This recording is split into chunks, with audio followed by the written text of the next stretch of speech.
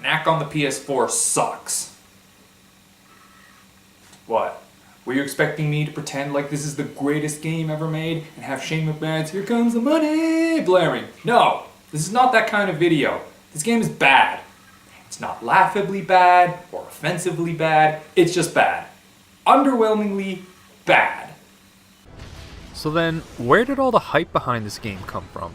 Well, from what I understand, during the final days of the PS3, many game companies were developing next-gen versions of their latest releases, such as Assassin's Creed 4, Battlefield 4, Call of Duty Ghosts, among others. Knack was released as a launch title for the PS4, so the running joke was that this game was beyond the previous generation of graphics technology, as if the PS3 was unfit to handle this game's awesomeness. Now, I'm no game designer, but judging the game from the graphics alone, I mean, it looks beautiful. But would this game be able to run on a PS3? I kind of doubt it. Maybe upscaled at a lower resolution and with its frame rate compromised, so maybe people were being unfair? After all, as a launch title for a new game console, its purpose was to show off the console's graphics capabilities. But that's not what I'm interested in, because I believe graphics are secondary next to gameplay. After all, what's the most important aspect of any game? Well, being able to fucking play it! To begin with, the controls suck. Let's just nip that in the bud right now. As you can see, it's a 3D action game. Now tell me, what do you expect the controls to be? Most likely you'll say, left analog stick to move, and right analog stick to control the camera. That's a standard for most games of the sort. Being able to control the camera is a golden rule for 3D games that's been established since way back in 1996 with Mario 64. So when I moved the right analog stick to adjust the camera in Knack and found myself dodging, I honestly thought my controller was broken. Why would you make the right analog stick do anything other than control the camera? Why couldn't dodging be the shoulder buttons? I mean, for fuck's sake, even that piece of shit game Devil's Third at least got the control scheme correct. Seriously, not being able to control the camera is really frustrating, as you'll find yourself constantly wrestling with fixed camera angles. All I want to do is have the camera pointing directly behind Knack so that I can see what's up ahead. And honestly, for a game that's trying to showcase the graphical fidelity of the PS4, not being able to control the camera is contrary to its main function. What, are they embarrassed that people will look around the game world? Are they trying to hide something? Maybe if you look behind all the scenery, it's cardboard and duct tape like a middle school theater production. So what's the story, you may ask? Okay, you weren't asking, but I'm going to tell you anyway. So there's a tribe of goblins, who are obviously the orcs from Warhammer 40k, attacking human settlements for relics, ancient artifacts that generate perpetual energy. Our main characters plan an expedition to figure out where the goblins are coming from and where they're getting their weapons made. Then we're introduced to the game's titular character, Knack, a golem made entirely of relics. You call it Knack, is that right? Actually, I call myself Knack. Impressive. He seems a little delicate to me. When we go after the goblins, we'll face challenges far deadlier than those slow-moving buckets of bolts. I wonder who the villain of this game is. The expedition leads them to the Highland Crags, where the goblins have barricaded themselves in the mines. Knack and Dr. Vargas make their way through the forest, where I found myself getting constantly killed by the same group of enemies, because Knack is too damn fragile. He can only take about 2 or 3 hits before he falls apart, and for a beat-em-up game, this is a big problem. Unless you're very careful, inevitably you're going to end up getting hit by something because of the immovable camera. So by now I noticed a pattern to this game's overall structure, a set of quote-unquote platforming challenges followed by an instance of combat. Of course, by platforming I mean simply avoiding traps and obstacles with minimal jumping. For most of the game, you're just walking to the next instance of combat. This is boring, and the only thing to keep you occupied is looking out for sunstones and relics. But wait, you may say, there are collectibles to find along the way. I mean, sure, but given the game's extremely linear layout, finding collectibles in this game doesn't present much of a challenge. All you need to do is keep an eye out for an obviously breakable wall. Admittedly, I missed a couple obvious ones, but what's the point of collectibles if they're easy to find? The better hidden the collectible, the more rewarding it feels when you find it. Besides, the collectibles suck. They consist of these gadget parts or crystals which power up Knack and give him a new look when you find them all. But it's not like all parts for a certain gadget are found in one level, no! Instead, different parts for different gadgets are scattered throughout the various levels of the game. In other words, assembling a single gadget may require you to play a third of the whole game. Why couldn't the collectibles just be the crystals and gadgets be purchasable upgrades? Besides, of the few I did manage to assemble, the only one of any worth is the combo meter, which powers up your attack power based on the amount of uninterrupted hits you manage to pull off, and this was not until I was about halfway through the game. Well, I guess this does give the game some replayability, as now I can go back and replay the levels with new gadgets equipped, or I can go back and search for the gadget parts and crystals that I missed. But what's the point? It's not like it'll fix all the fundamental issues I have with this game. Ooh, I'm getting chills. Off for more. Credit where it's due, they actually did something clever here. When Knack stands in the sun, his ice armor starts to melt, making you want to reach the switches as fast as possible in order to retain his size and strength. Admittedly, this is one of the cooler aspects of the game. As levels progress, Knack changes in size, and as he gets bigger, he gets stronger, and mowing down enemies with just one punch makes things a whole lot easier. Or some levels may require Knack to shrink in size, allowing him to enter hard to reach places, and the way the levels scale to his size is actually pretty cool. You see, this game isn't all bad. It's just mostly bad. I'll admit I didn't make the tanks, but this one's all mine.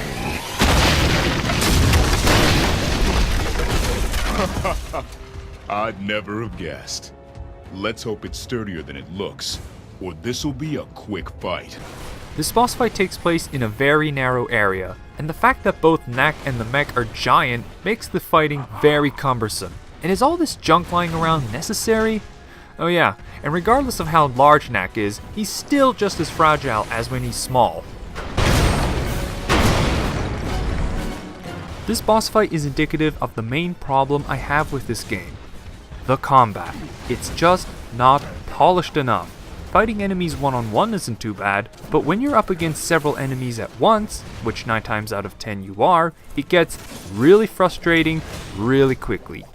Knack's main form of attacking is punching and a range of special abilities that use up his sunstone gauge, of which I found myself using the ranged attack the most simply because I don't have to come close to enemies for it to hit. Dodging is another issue. Half the time, it doesn't seem to work. Sometimes, when a projectile is coming towards you, it goes into slow motion and a prompt appears as if to remind you how to dodge, and then you get hit anyway. But what's really annoying is the slow motion. When you're about to land the last hit on the last enemy, sometimes the game goes into slow motion as if to emphasize Knack's awesomeness. It's so obnoxious! Seriously, knock it the hell off! The fact that you have no control over the camera only exacerbates the problems. Not being able to move the camera so that all enemies are visible means that enemies can be hidden off screen and attack you out of nowhere.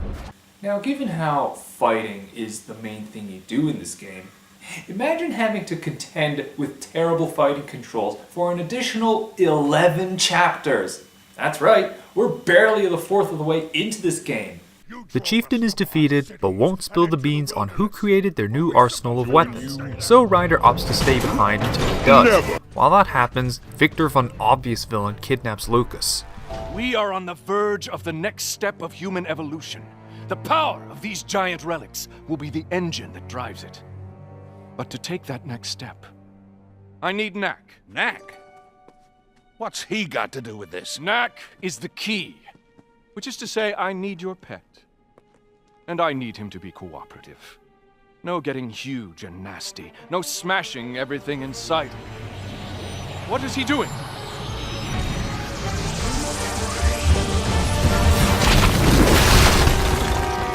Let's go! The next chapter takes place in Victor's palatial estate, a level that's quite literally a linear corridor. Take the fastest plane you've got, and go get them. I can't believe he fell for the old remote-controlled plane trick. Seriously? There obviously wasn't anybody on that plane. You know, stupid villains are hard to get behind. Lucas comes up with a plan to use the clear crystals installed in the security robots. And these have to be the worst security robots ever created. Not only are they fragile, but they have no peripheral vision whatsoever. Look at this, I'm standing right next to it, but I'm undetected because I'm not standing in the light. Not that it matters anyway, it's not like the robot sounds an alarm or anything. I don't even know why I was being so cautious in the first place. And look at this, you'd think a man like Victor would have much better security for his home. Why hasn't anyone sounded the alarm? Or heck, why doesn't anyone hear all this commotion in the middle of the night? Oh, and look, the game I'd much rather be playing has just finished updating. It looks like he's using those giant relics in some kind of motor. That is a motor for a hover car scaled up 1,000-fold. With it, you could power an airship 2 miles long. Further into Victor's estate, our heroes find out about his plans from these corkboards found in this random room. Why were they there? Who knows? Who cares? There's my chest. There's my head. Victor thinks I can open that door for him. Which leaves only one question. Where is the mine? It's Trogdell Mine. Huh? It has to be, look. There's Victor's old castle up on the hill next to it. And naturally, instead of silently making their way to the mines like a logical person would, they decide to make their presence known by directly confronting Victor in his office. Genius. And seeing how this is only part 3 of chapter 4, sure, why not kick Knack off the balcony and extend the level for another 10 minutes? Of course Victor gets away, although he conveniently left the doctor's plane behind for them to escape with. How nice of him. In pursuit of Victor, our heroes fly over to the mines, and after fighting through a mundane array of spiders and whatever these are, and disposing more of Victor's workers and robots, we reach the entrance of mines. Meanwhile, back at the Goblin Fort, The way it works is this. We collect the relics. Then every so often, Gundahar comes this way in his airship, and we make a deal. Trade the relics for weapons. I don't know where he comes from. We just wait. What sort of airship? Well, it's hard to describe. Just take a look for yourself. Oh no.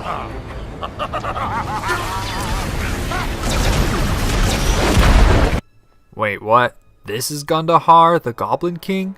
He's a lot shorter than I expected. Well, I mean, it's either that or, David Bowie. Victor was right. Giant relics. And in tremendous numbers, too. Knack, it's time. Open the door. Wait, why would you do that? All you're doing is allowing Victor to fulfill his plans. Keep that door locked, you fools!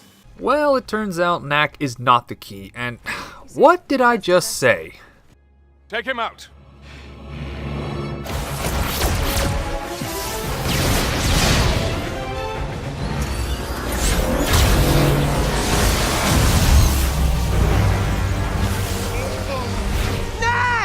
He's fine. This takes us to, well, admittedly, one of the cooler looking parts of the game. Something different, you know, from the generic looking nature and industrial areas. The objective here is to remain out of sight from the giant eye's light, or else you get your relics sucked away. I guess it's like the Scarecrow sections in Arkham Asylum, but far less spectacular. You also encounter a new group of enemies, Guardians, who kind of look like the Quaddle from Rise of Legends. Okay, not really. I just wanted to mention Rise of Legends on this video. Where is my HD remake? Avoid the second eye laser, fight more Guardians, then Knack gets taken up by a glowing pillar of light and level. No boss fight, no nothing. It just ends. Fine by me, I suppose. And lucky for Knack, he's conveniently taken to Victor's castle. Here we're shown a new power-up for Knack, Wood Knack, who can be set on fire for extra damage. The only downside is that he constantly loses health, and he's still just as fragile, if not even more. Wood Knack can also ignite furnaces to gain access to new areas. Now hold on, why would a society that has discovered perpetual energy need to burn wood in furnaces for power? That's like if we decided to keep using whale oil lamps despite having developed LEDs. But never mind that, because it's now time for more plot. I've been gathering relics in deep caves for years, trying to learn everything I could about their origins. And on one of the days Charlotte joined me, we made an amazing discovery. A few minutes later, the ground shook.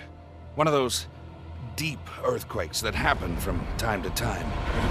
Charlotte! And she fell into the depths. I hunted for weeks and weeks.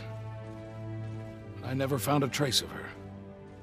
Knack gets fully decked out in burning wood, and Ryder shows up again to remind us that he's still in this game. We eventually meet up with Ryder and rescue the professor. Well, not much else left except fighting more of Victor's tin can robots and incompetent foot soldiers that still occasionally get the better of Knack. Seriously, why does he have to be so fragile? The team regroups at Ryder's house in Monteverde to devise a plan to track down the Goblin factory. I think I know how to find their base. How? We just need them to pick up something that'll broadcast their location. Check this out. The trackers look just like relics, don't they?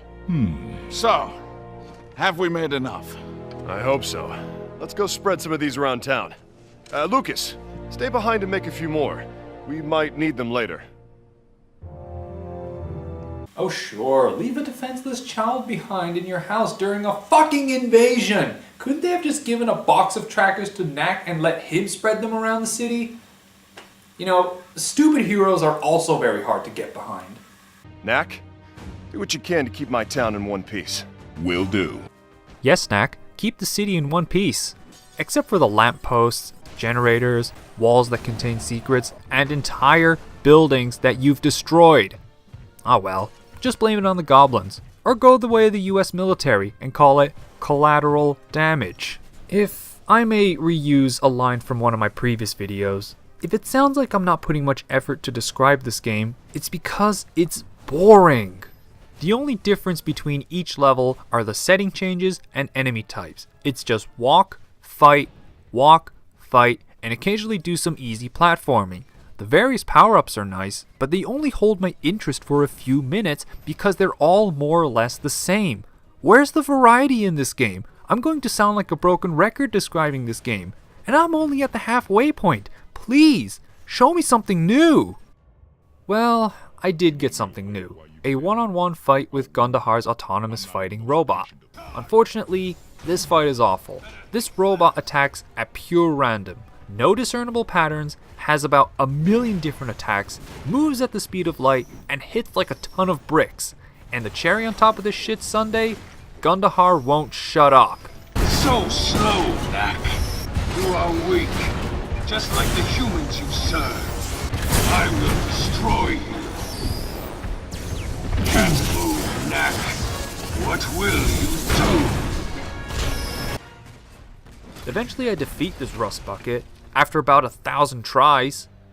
Of course the trackers work, and Knack and the dog fly off to chase them. Along the way though, they get shot down by goblins. I think I can fix the motor, but taking off again is going to be quite the problem. Go and see what you can find in the way of relics. I'm going to need you to get as large as possible. He does just that and then they fly off. End scene. Why do they have to make an hour-long level out of this? They arrive at the Goblin's weapon factory, which looks surprisingly a lot like Victor's factory. Are they in cahoots? Nah, it's probably because they couldn't be bothered making new art assets. The new power-up here is Metal Knack. Aside from, again, making him bigger and stronger, this time you have to avoid these giant magnets so that you don't lose your balls of steel. There are also these rooms with magnetic floors that slow down Knack for added combat difficulty. Again, I like that they're trying something new here, but it's only a slight inconvenience, nothing really new or challenging. And of course, what the doctor has been suspecting this whole time turns out to be true. The main engineer behind the Goblin Arsenal was... After I fell into the chasm, goblins found me and brought me to their leader, Gundahar. He nursed me back to health. So, what about all this? Gundahar needed my help, and I gave it to him. First I made better weapons and better armor, so he could defend himself against those goblin tribes that would hurt him. And later, I made other things. You know the weapons you have built have been used against our settlements. I know now. I guess Gundahar took care of his enemies in the goblin tribes and began looking for a way to take revenge on humans for the Crystal Wars. As soon as I learned, I stopped. Charlotte, I am so sorry for everything. But whatever happened, we're together again now. Please, we don't have much time. Come with me. No. What? Why not? I've caused far too much suffering and destruction. I'm not fit for human company any longer. No, don't be silly. No! I see. Wow, imagine getting cucked by a goblin. I can't believe I just said that. Knack!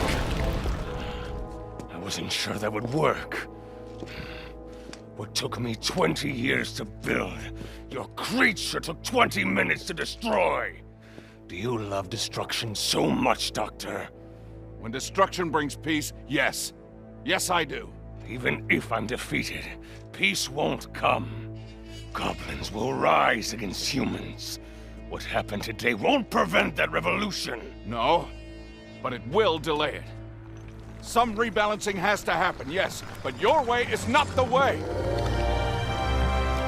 Naughty, naughty. I will be back! I'm sure he will at that.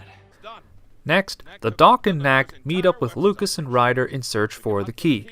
More of the same stuff, again. Although I guess there are these platforming challenges that are not really challenging at all. Seriously, what possessed me to play this game until the end? It's so boring, especially when looking back at this footage while editing this video. Meanwhile, back at the Goblin Factory... We took you in because you helped us in our struggle. But the truth is, we won't rest until every human is dead. Out of gratitude to you, I won't harm you. But if you refuse to rebuild the weapons factories, you have no place here with us.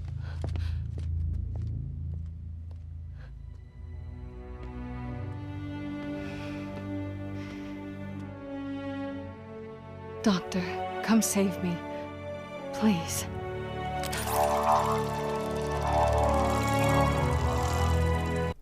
At the peak of the mountain, the clue to finding the key is found. But uh-oh, the baddies bugged Lucas's pendant.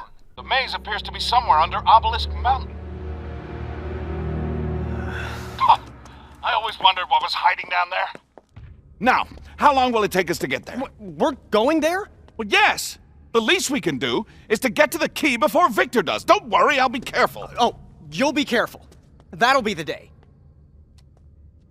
You do whatever you want to do, however you want to do it, and no matter how crazy it is, no one ever tries to stop the great Doctor. Lucas? Well, despite Lucas's whining, they fly over to Obelisk Mountain, where Victor has already arrived. And... no. Lava can be anywhere between 700 and 1,300 degrees Celsius. How the fuck are Victor's soldiers standing that close to lava and not getting burned alive? This game is too unrealistic. Once you're done outside, you head into the labyrinth where you have to solve a series of puzzles to proceed. Well, I use the word puzzle here loosely because they're the bare basics, such as hitting timed switches in the right order, jump over some enemies, avoid explosives, solve a simple maze. When the key is used and the door is opened, mountains will rise higher than the clouds. Huh.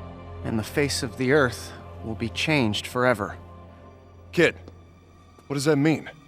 It means you're an idiot who doesn't have basic comprehension skills. And despite their best efforts to stall them, Victor and Katarina catch up to them. Quickly, into the tunnel. Thanks, Knack! Yes, thanks, Knack. You've sealed them inside an ancient labyrinth with no way out. Well, I guess none of it matters, because a few simple puzzles later, they finally reach the key, which is literally shaped like a giant key. Knack, go get it. Gotcha. Lucas, move out of the way. No! It said great danger! Why don't you believe it? The doctor does strategy. I do execution. The last strategy of the doctors ended up with us captured and you shot. Tell me, Knack, does all of this really make sense to you? Not so much. It's just like I said. No matter how crazy the plan, no one will ever stop the great doctor. You know, Doc, you should listen to Lucas more. I mean, despite having a PhD, you've proven yourself to be one of the dumbest characters in this game. Katarina steals the key and gets away, then launches a poisoned relic into Knack. Ooh, I won't last long at this rate. Better find more relics before I melt away to nothing. But can't Knack just deconstruct himself to get rid of the poisoned relics? This game's logic has more gaps in it than Knack himself. The level ends with a boss fight against Katarina's mech. Thankfully, this fight is much easier than the last boss fight. All you have to do is damage the mech enough and then she flies to another platform. Just keep chipping away at her health and you'll be grand. Except for the fact that Knack moves so fucking slow. This makes dodging and keeping up with the much faster mech a chore. I get that he's a pile of rocks, but that doesn't mean he has to move like one. And to top it all off, you're constantly losing health because of the poisoned relics. I mean, it's not too bad considering that the rate you lose health at is only a trickle, but it doesn't help the fact that Knack is fragile like a tower of champagne glasses.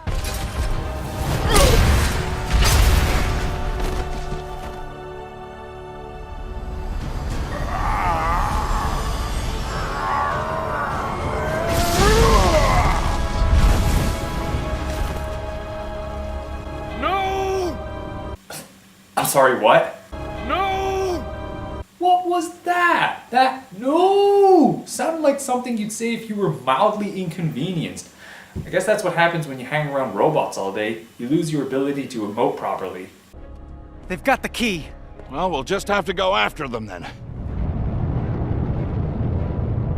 To the ropes. She's still alive.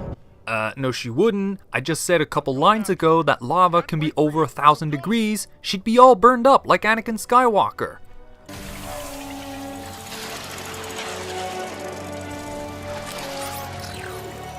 Doctor, come save me. Please.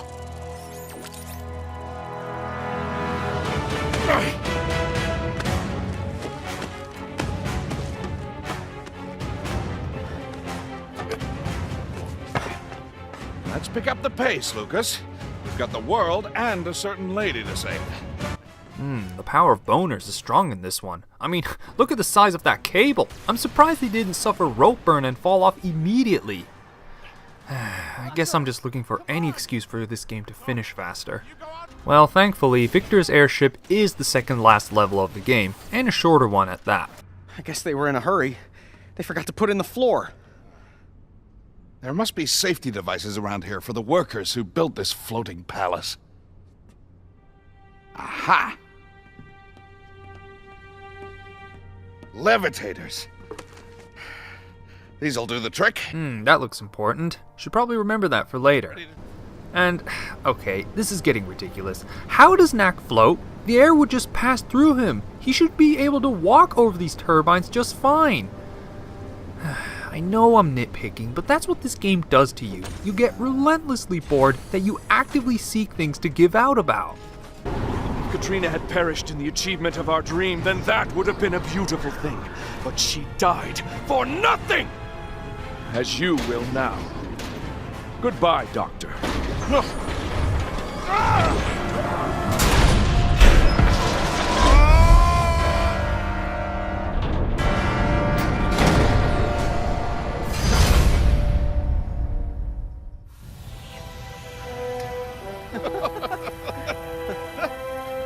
See, I told you to remember those for later. And how convenient that they land right in front of the destroyed Goblin Weapons Factory, where Charlotte has one last airplane for them to chase Victor with. And speaking of Victor, what was behind that door this whole time? Exactly what Lucas said. Danger.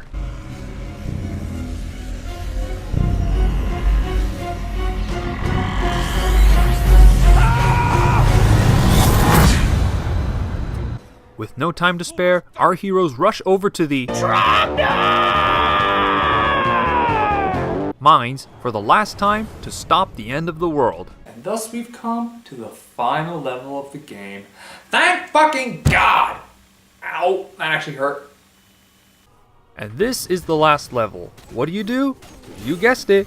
Walk around, fight, walk around, fight, walk around some more, and fight some more. The tried and true formula of this game. Only this time, you're climbing around the Guardian constructs like in the previous levels, but now in broad daylight. And one thing this part does do differently is making Knack absorb the giant relics and becoming enormous. Now, most enemies go down with one hit and you get to rampage. It's also hilarious to see Knack swipe at the foot soldiers scurrying about like ants. Quite frankly, that's all this game needed to be, a game where you rampage around as a giant golem who gets larger every time they destroy something. You know, all this Guardian stuff would be fascinating if we were given some background onto what the hell they are. I don't think the game gives us anything beyond they're an ancient civilization. So what are they? Are they the previous inhabitants of Earth? Are they aliens? Are they gods? What are they? But before the game can give you any answers, you reach the final Guardian. His fight happens in stages. First, you have to bash away his shield and then land some shots whilst avoiding his lasers. Then the fight moves on to the upper platform, and this is the real final boss fight. He takes away Knack's giant relics, and you have to reach them whilst avoiding his projectiles. Once you reach them, land a few shots, and that's it. You only need to do it twice, and then end game. And that was Knack for the PlayStation 4. Was it a good game? What do you think? It's boring, repetitive, and dragged on for far too long. It may have only been 10 hours of playtime, but it sure felt like an eternity. You know what the sad thing is? I wanted to like this game. I really did. The creativity is there. It really is. And while not entirely original, I can see that there was a good amount of effort put into it to make something unique. But where this game fails me is the controls and gameplay, which, like I said, is repetitious and boring. They could have made the game based around using the relics to do certain moves and traversing different kinds of terrain. Tweak the combat so that Knack can land more than just a few hits at once, and make him an indestructible monster. I think this would make for some fascinating and unique gameplay. Granted, it does touch upon some of it, but in general, it's just not enough. But the main thing that confuses me about this game is, who is it made for? What I mean by this is, I cannot place my finger on an appropriate target audience for this game. Is it for kids? The cartoonish aesthetics and characters seem to say so, but I think kids would find this game too frustrating because of its controls and difficulty. Is it for more experienced gamers? Maybe. Beyond the main story, there are collectibles to unlock, time attacks and achievements, but I just don't believe there's enough to hold anyone's interest beyond the main campaign mode. Not to mention, experienced gamers would get frustrated at the game's controls and clunky combat. I played this game at the default setting, and even I found myself dying a lot, simply because of how awkward this game handles. Not having a clear audience is probably why this game has fallen into obscurity. This game is now nothing more than a running joke on the internet. Now, I'm well aware that there's a sequel to this game, Knack 2. But you may be asking, will I be playing it on the show? Of course not! Electrocution here would be a fitting end. She doesn't love me anymore. Well, I'm no human, but it seems a bit more complex than that. Now you make sure you're long gone before the fireworks start.